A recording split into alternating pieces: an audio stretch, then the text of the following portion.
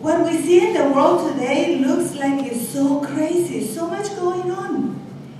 There is separation all over the place. We are going crazier and crazier and crazier by the minute in our society, in our world.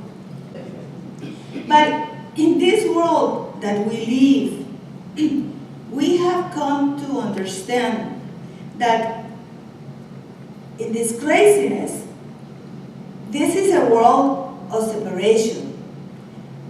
We are fighting for separation. We see everything that is happening. We are fighting because of race. We are being separated by race, the color of our skin. But if in reality we take the first layer in our bodies, if we all get naked just from the skin, we're going to be the same. There is an old song back in my culture where, you know, a big guy dies and a poor little guy dies. One is white and the other is black. And at, you know, many years, you see the skeletons. You cannot tell who was who because we look the same. And we are getting separated not only because our race, because our sexual preferences, because our religion. And some of us have gone so crazy that we kill in the name of religion. In my humble opinion, as I remember in a movie, Crimson Tides, Denzel Washington is arguing with the captain of the ship, and the captain is being very defining, and Denzel Washington says, in my humble opinion, sir, so let me use the same words. In my humble opinion, this world is being attacked by an illusionary word. And the word can be religion, race, whatever we call it, but it's the word of separation. What we understand from science, and this is, Albert Einstein was very clear in how he presented his interpretation of the theory of time and space. In the world of separation, time is divided into different moments, that the moments travel in a linear way, one after the other, and the next one, and the next one, and that the interesting thing is that the next moment is different from the one before, because they are separate. And at the same time, we have learned through science that space is an illusion that brings us the notion of separate places. In other words, here, there, above, and below. And we can see this in these physical bodies that we have. I'm here and you are there. And that science has been saying lately that it's an illusion. And how can we understand that? From our perspective, where we are in our bodies, it's something very difficult to understand to our human understanding. So let's pretend that we understood that, right? We can see the separation. And again, in what we do, everything that we're doing in society today. And there is also a proposition that says that our physical dimension is just the result of our collective unconscious agreement. That sounds a little bit complicated, but again, let's play along here. That the physical dimension in which we live is an illusion, and it is the result of our collective unconscious agreement. In other words, that this physical dimension is there and it has some rules that we know we operate under this, falling, gravitation, lifting, and all of those rules, but we don't even know, we don't have to remember they are there because we move through time and space according to this unconscious agreement in our physical experience. With this, to be more explicit, I'm going to bring a parallel, like a metaphor. Let's take, for example, the piano. The piano has different keys, and we know that a key brings a certain tone, and when we play those keys, we can create melodies. In the piano, we can play short melodies, we can play long melodies, we can play sad melodies or happy ones. The same time, in our physical dimension, if we take it as an instrument, such as the piano, we could do that. And in a piano, some people play the same keys. So in this metaphor of the physical dimension, that we, through the space and time continuum, we create memories. Memories that may be represented in the piano as notes. And in these memories in the physical dimension, we create our own personal history, our own personal belief. We play a melody in our life. In other words, some people may be playing a sad melody in their lives. Some other people may be playing a happy melody. And that we do this over and over and over again until we get to realize, I could play a different song, I can play a different melody. Understand that I'm coming on a survival melody, like the song was referring to understand that there is more, I can play a different song. And because of this, I can tell that, for example, in my life, what I believe has taken me where I am. In other words, what I have between my ears, the beliefs, the thoughts that I keep in my mind, takes me where I am. If I take challenges, I will expand my understanding. And the same way, I suggest that everybody else goes through the same process, that the beliefs that people have, take them where they are, and is the result of the melody that they know how to play. Be sad, happy, long, short, what have you. And the proposition that I have today is that in this craziness of this world, do we believe that we need a healing? And I say, yes, we need a healing. And the question to us is, how can we bring this healing? If we don't even know the kind of melody that we play, we don't even know that we've been playing the same old song over and over and over again. Nobody taught us how to do that, right? It takes us sometimes, and I am the kind of person that I hit my head against the wall, doing the same thing until I see blood coming down, and then I say, wait a minute, Araceli, take a different approach. But some people, they go through suffering and never know. So how can we reconcile this? How could we understand that we are the ones that are playing our melody, and that there are other tools in this physical dimension that we live? There are other tools. How could I play it? And I'm going to propose here that we live in this, we're so fortunate to be in this spiritual community that we have come to share and to understand and to open our minds to a different philosophy, a different way of being. And I will propose that there is a process which you are familiar with one way or another that is called inner child, the idea of inner child. What is that? Through psychology and through metaphysics and through even science is adopting this inner child concept, that there is a way where we can go through our first memories and determine what is influencing from those memories the way that we live today. There are many ways we can go online and check I can remember right now, for example, the Ho'oponopono philosophy from the Hawaiian Islands.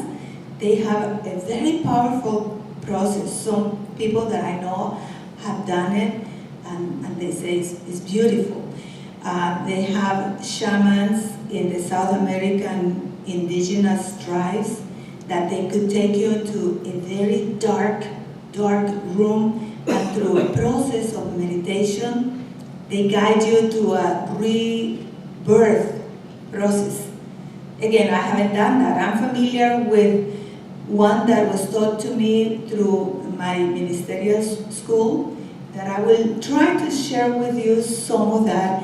And the proposition here is also that when we heal ourselves, we are able to heal our world. That's the only way that I know how to do it. Because in this world of separation, the world seems to be out there. You know, again, time and space. They are there. The government is doing. The ISIS is doing whatever. It's like something else. It's different from me. It's separated from what I am. And in the old traditional spiritual wisdom that we have received in our lifetime tells us that time and space is an illusion and it doesn't exist. We learn through them, from the Eastern philosophies, that we are one. But it's so difficult to understand that from the human mind. We believe what we believe, and we're so close-minded, and the ego is so deceiving. You know, it's a moment by moment that you think you understand, but the next time it's like you forgot and you continue playing the same song, the same music.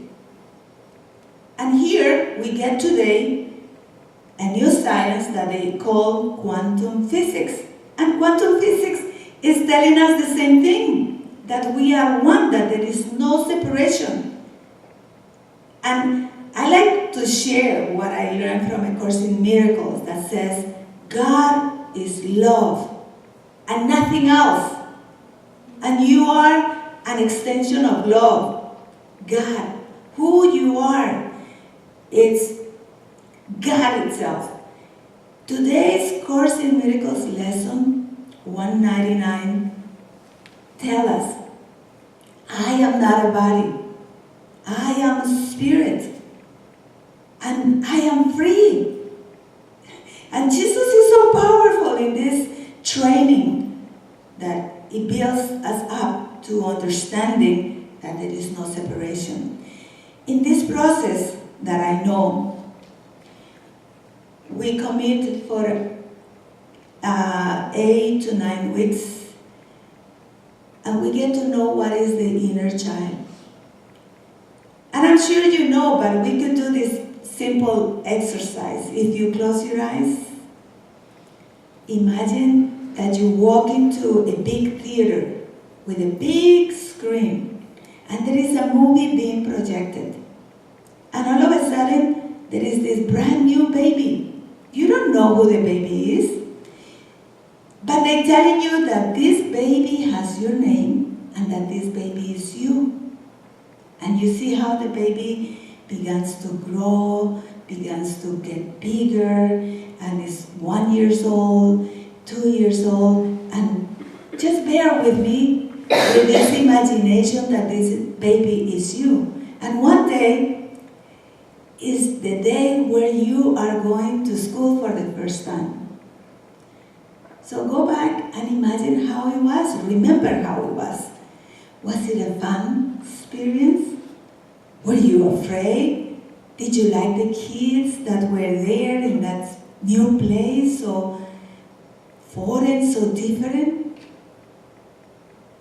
And you could even remember the time when you got into a bicycle and you were afraid, and when you got it, it became so easy. This is the memories that I'm talking about on your inner child. We all have that inner child.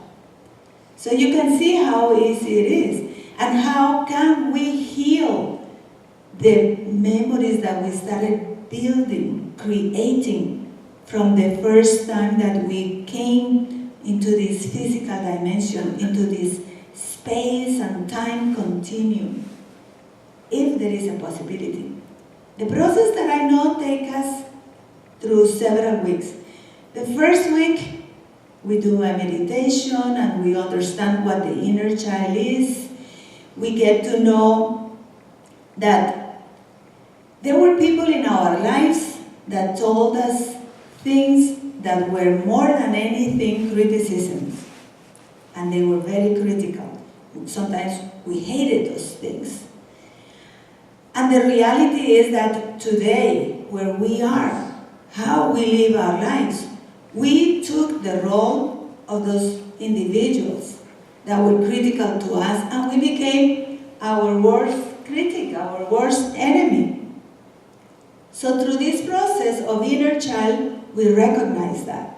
We also recognize that the inner child has a baggage, that I can move from Houston to LA. If I don't know the baggage that I'm carrying, the baggage will be going with me and it will be going with you. It happens to all of us. Also go through a process of learning to recognize to your higher self, the Christ mind. How can we do that? We don't know. On the things that we learn in school, in our religious education, it didn't. It told us to get in touch with a God out there. But there is a higher self in each and every one of us. It is the essence of love, God, that is who we are. How can we get in touch with that? We know that here in Unity, a lot more than a lot of people out there. And also there is a process that when we connect with higher self through this inner child healing, we get to make a difference in our head to differentiate who's talking. Is it my inner needy child talking, or is it my higher self, the Christ mind in me? And that is a very powerful process, because then we go through healing our relationships. We go through learning to understand what is a call for love. Not only I get to see that I have an inner needy child, but the people in my life, they have their own inner needy child. And if I know that this is what is acting up on them, then I can see that I have a Christ mind and they have a Christ mind. So I learned to relate to everyone in my life from my Christ mind to the Christ mind.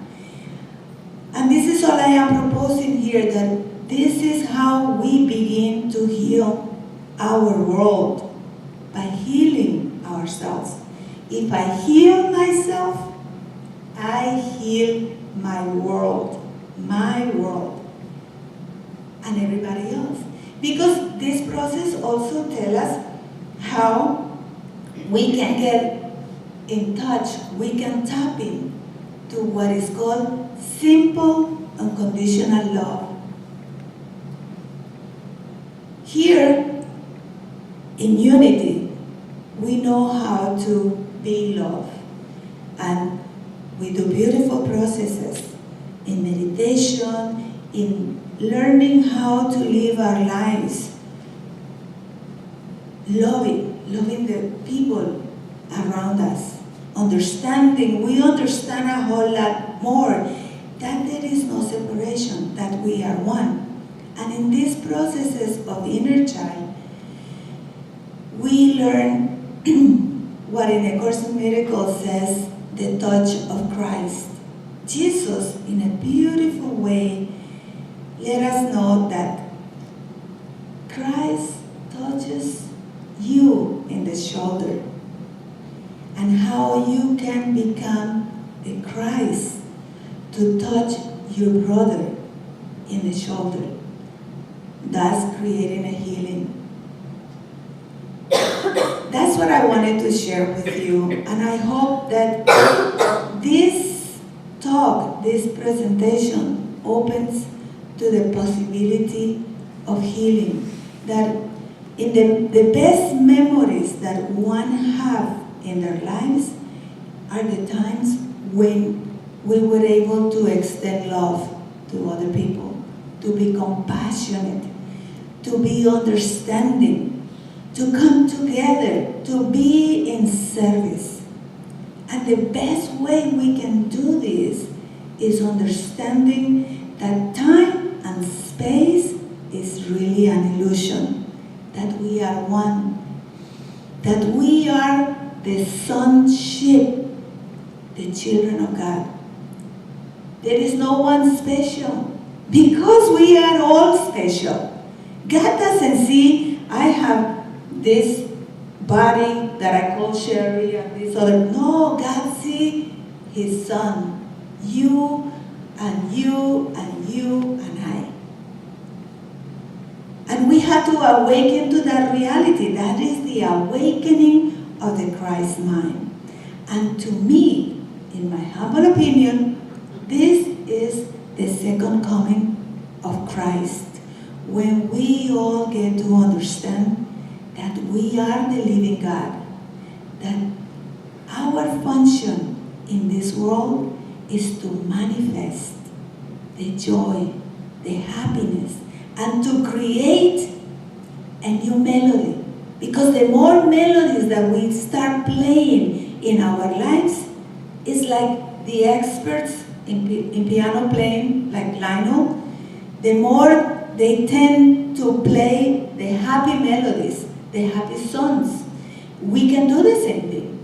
And we will do the same thing, because this is our true nature, to become the Christ mind, to become the love that God is, and that is our awakening. You know what? I learned that is the Christ in me that extends love to all of you. I love you and I bless you.